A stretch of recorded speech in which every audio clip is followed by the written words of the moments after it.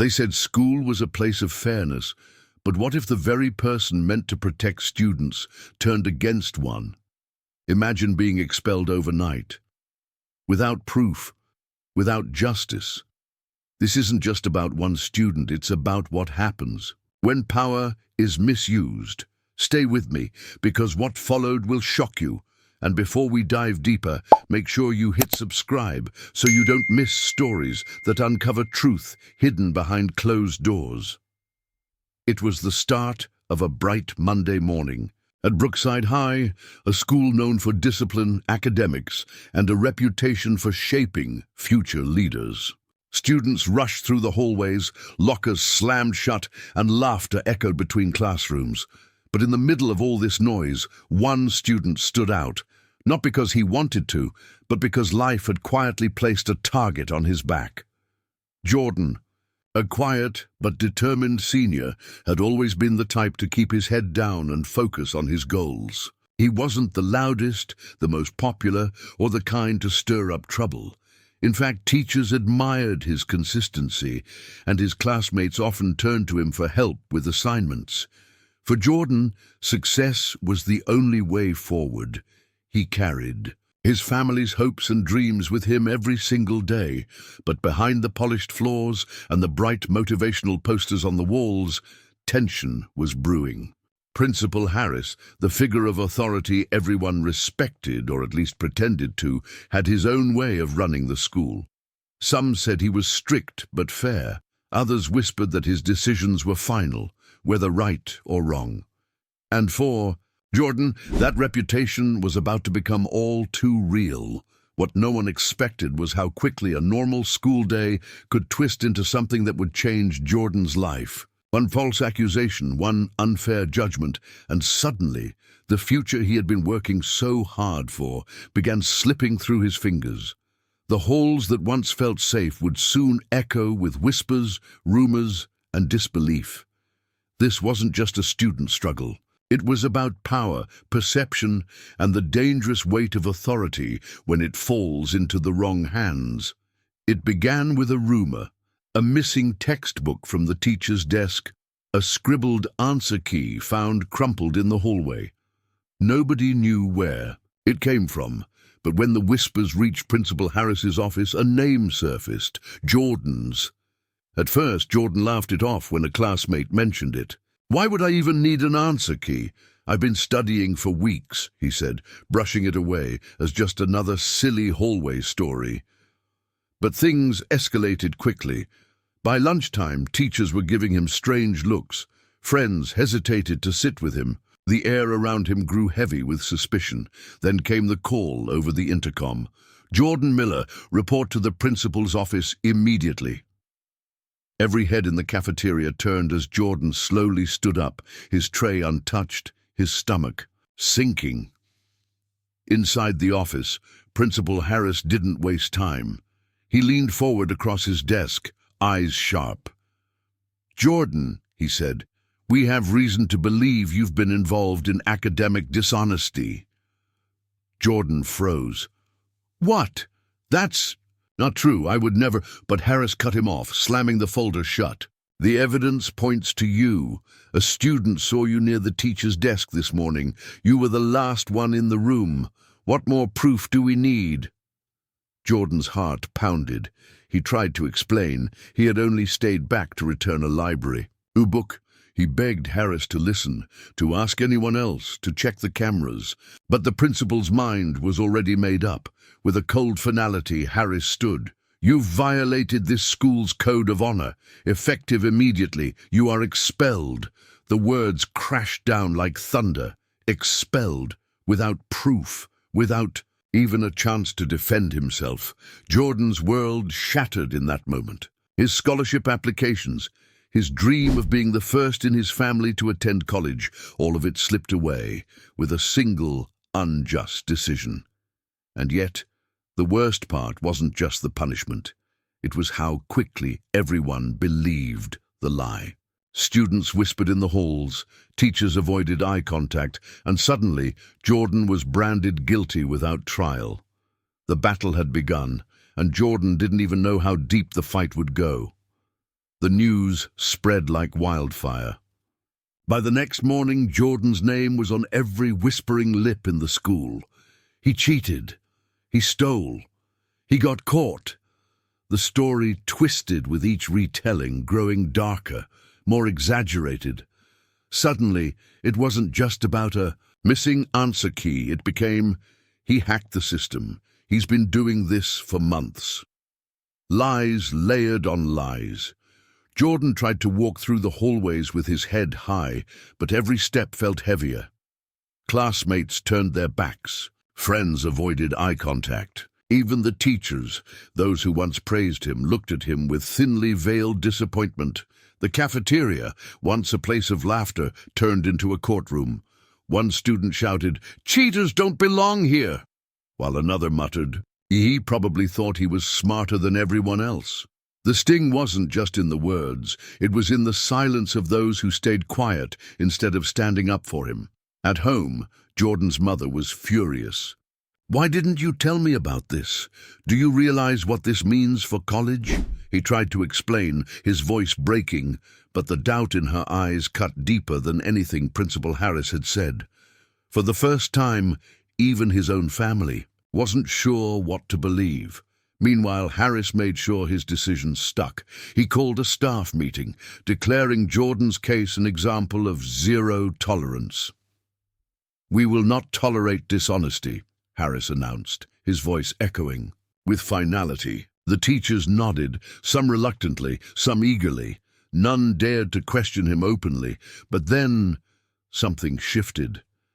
Late one evening, Jordan's best friend Marcus sent him a message. "I don't think this adds up. I saw someone else near that desk before you. Meet me tomorrow. I need to show you something." For the first time since the nightmare began, a flicker of hope sparked in Jordan's chest. Could it be that the truth wasn't buried after all? Could someone finally help him prove his innocence? The whispers were growing louder, the walls closing in, but Jordan was no longer just a victim. He was ready to fight. The next morning, Jordan waited nervously at the back of the library. His hands trembled as he checked the clock again and again. Marcus had promised to bring something important, something that could change everything. Finally, Marcus slipped in, clutching a small USB drive. His voice was low, almost a whisper. "I went into the computer lab yesterday. You know how Harris said the evidence was locked up? Well, I found something he didn't want anyone to see." Jordan's heart raced. Marcus plugged the USB into his laptop, and suddenly the screen filled with grainy security footage. The camera angle showed the teacher's desk, the very spot where the answer key had gone missing. They both leaned closer. A shadow moved across the screen. The figure wasn't Jordan. The height, the walk, the backpack, it was someone else entirely. Jordan's breath caught in his throat. "That's not me," Marcus nodded. "I knew it. But here's the thing. Harris already had this footage. He deleted it from the school records. I only found it because of a backup drive." The room spun. If the principal had hidden evidence, then this wasn't just a mistake. This was deliberate. Harris wanted Jordan gone. But why? Before Jordan could process the answer, Marcus's face turned pale. "Wait, there's more." He clicked ahead in the footage, and the screen showed a moment that made Jordan's blood run cold. It wasn't just a random student. The figure who planted the answer key had walked straight into Principal Harris's office afterward. Jordan's jaw clenched. This wasn't an accident. It was a setup. And now Jordan faced a terrifying choice: expose Harris and risk everything, or stay silent and watch his future burn to ashes. The truth was finally within his grasp, but could he survive what came next? Jordan barely slept that night. Every time he closed his eyes, the image of the shadowy figure walking into Harris's office replayed in his mind. It wasn't just betrayal. It was proof that the system meant to protect him had been twisted against him. By morning, one thought burned clear. He couldn't let Harris win. The next day, Jordan walked back into Brookside High. Whispers filled the hallway like smoke, but he didn't flinch. For the first time since his expulsion, his steps carried purpose. Marcus was by his side, the USB drive tucked safely in his pocket. They marched straight to the staff meeting. Aris stood at the front, speaking confidently about upholding integrity, when Jordan pushed open the doors. The room fell silent. Teachers gasped. Students, peeking in from the hallway, froze in shock. "You don't get to silence me anymore," Jordan said firmly. His voice didn't shake this time. Harris narrowed his eyes. "You have no right to be here. You were expelled." "Expelled without proof," Jordan cut in. He raised the laptop Marcus had brought. "But today, everyone gets to see the truth." Marcus plugged the USB in, and the projector screen lit up. The grainy footage played, showing the desk, the missing answer key, and finally, the real culprit. The room erupted in gasps. Teachers leaned forward, eyes widening, and then came the final blow. The figure entering Harris's office. The silence was deafening. Every teacher in that room turned to Harris. Jordan's voice was steady now, stronger, with every word. "You saw this footage. You hid it. You wanted me gone. The question is, why?" For the first time, Harris's composure cracked. His jaw tightened, sweat forming on his forehead. He tried to speak, but the murmurs from staff drowned him out. He framed him. He lied to us. He abused his power. Finally, Mrs. Carter, a senior teacher, stood up. "Enough. Jordan, you don't deserve this. Principal Harris, you owe this entire school an explanation." But Harris had none. His silence spoke louder than words. The school board was called immediately. Within days, Harris was suspended pending investigation. Jordan's expulsion was overturned, his record cleared. When he returned to school officially, the same hallways that once echoed with whispers now filled with cheers and apologies.